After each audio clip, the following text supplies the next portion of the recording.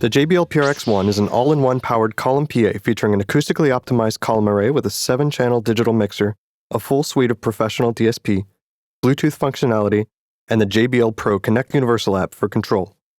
Today, we're going to show you how to factory reset your speaker. There are two methods to factory reset this unit. The first involves accessing the menu from the LCD screen, and the second is a manual hard reset. The first method is a simple 5-step method. While your unit is powered on, click the main/menu rotary button once to enter into the menu page as shown here.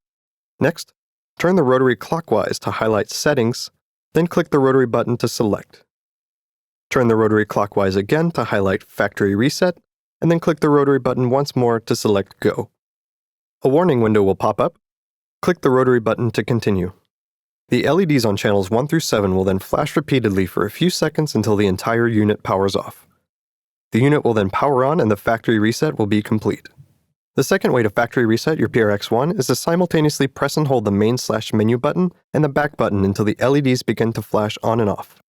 The unit will power off, then back on, and the factory reset will be complete.